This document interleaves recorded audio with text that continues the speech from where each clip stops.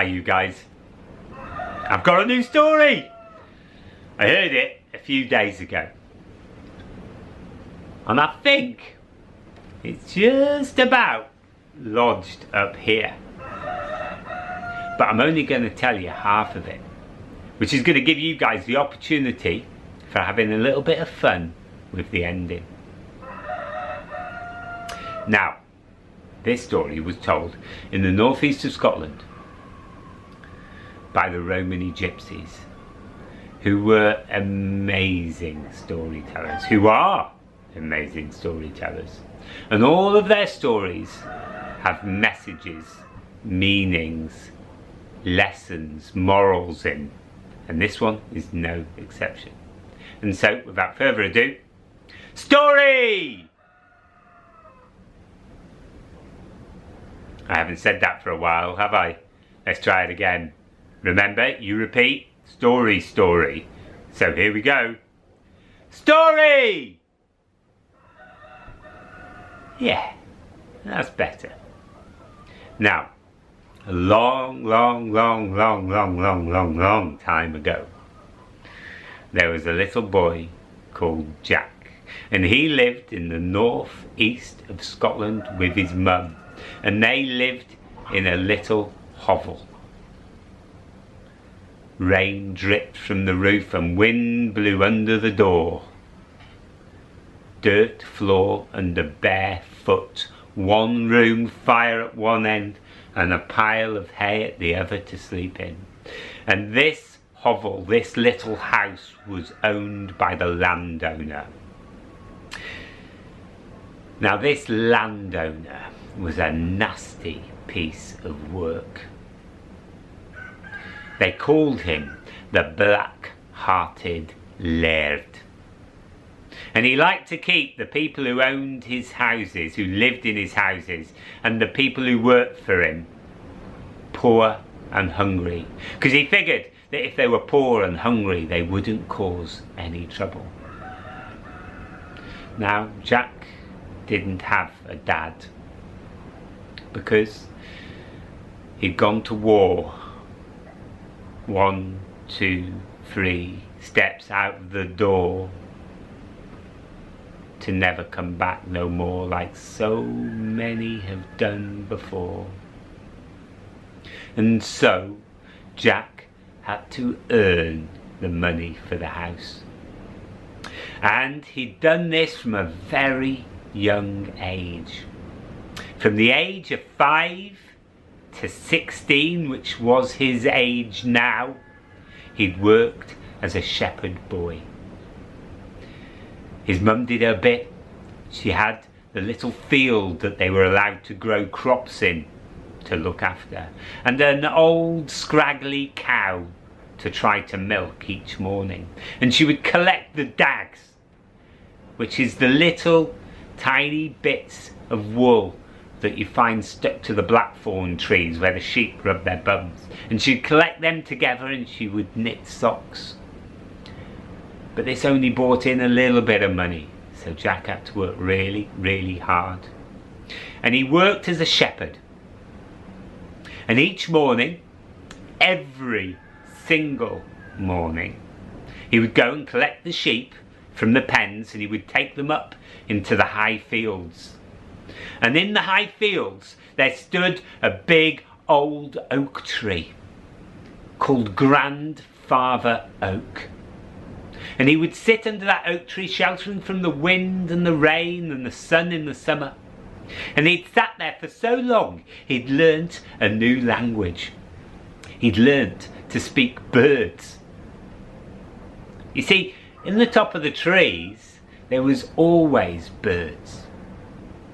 And he'd sat there so long listening to their songs and poetry, he'd began to understand what they were saying. And now, at 16 years old, he could have a conversation back. Now one day, on a beautiful summer's day, Jack was leaning with his back against Grandfather Oak's trunk, when he noticed the birds was reciting poetry that he'd never heard before.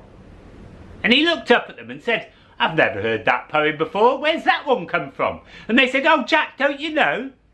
Today is Midsummer's Day. And this year is the 50th year. Which means tonight, after dark, after the sun sets, the trees are going to dance.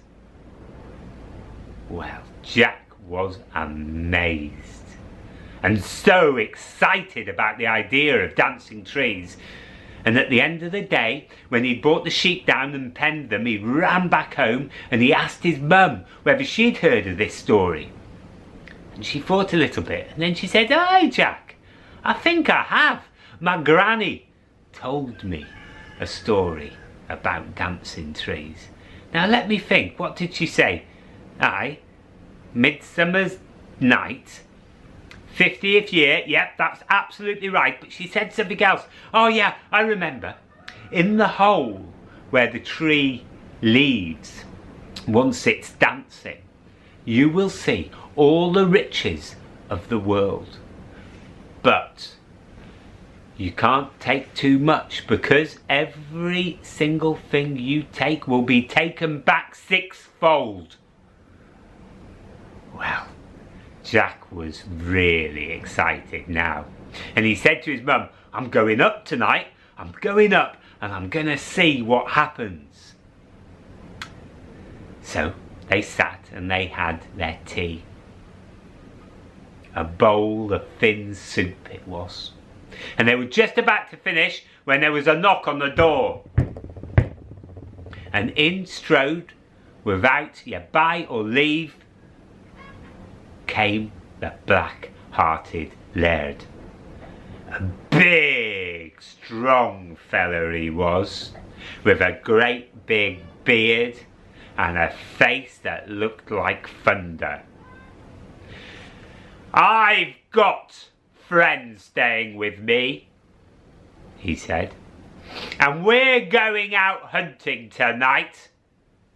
And you two are going to stay in here, because I think it's very embarrassing when the peasants are out on the land when my friends are around."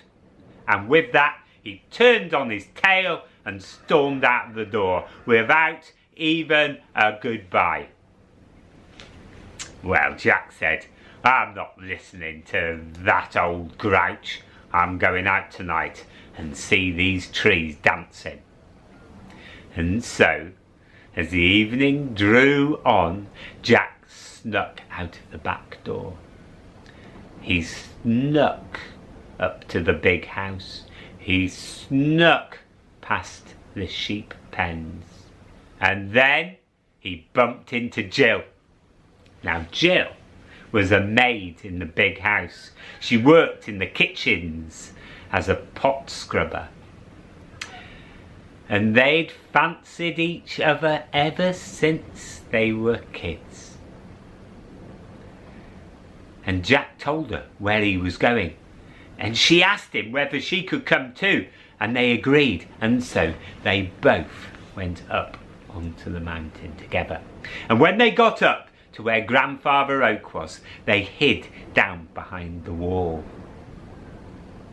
And the sunset was spectacular. There were reds and purples and pinks in the sky over to the west. And slowly, ever so slowly, as those colours faded into night, Jack and Jill noticed something. It was totally and utterly silent. There was no birds tweeting, they'd all gone. There wasn't even the sounds of the midges and the flying bugs. They'd all disappeared. But then they started to hear music.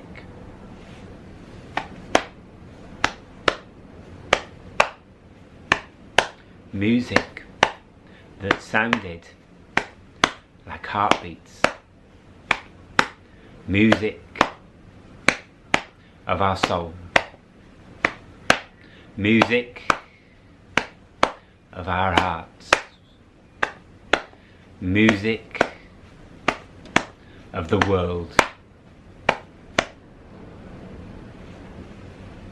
Now, ever so slowly, Grandfather Oak pulled one of his old wizened roots out of the ground and put it down like a foot. And then he pulled another one and he put it down like a foot. And one by one all of his roots came out, and then he started ever so slowly to dance. And down the hill he danced to where all the other trees were gathering, the rowans and the blackthorns, the hawthorns. And then Mother Birch came. And Grandfather Oak and Mother Birch, arm in arm, danced to the sound of the earth.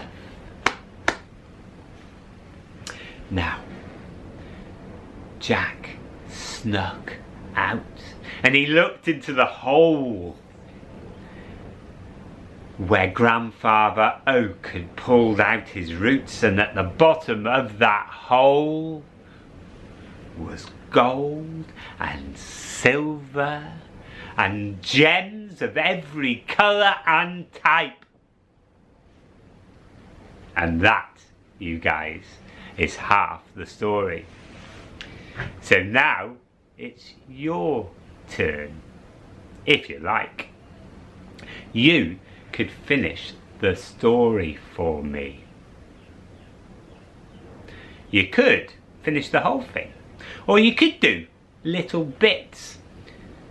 You could start it and then pass the story to your sister or your brother or your mum or your dad, and they could do a bit, and you can go around like that. You could just concentrate on one particular bit. Is Grandfather Oak a nice tree? What would he say if he found Jack maybe trying to steal some of the gems at the bottom of the hole? What would the black-hearted Laird do if he found out that Jack was about when he was out hunting? If you don't want to tell stories, you could draw me a picture. You could draw a picture of the hovel. You could draw a picture of Grandfather Oak, if you like. You could, if you wanted, record your end of a story. Or you could video it, as long as you've got permission though. And all of those things will be great fun and will make us happy. Enjoy, you guys, and I will finish the story how I heard it in a few days' time. Take care. Bye.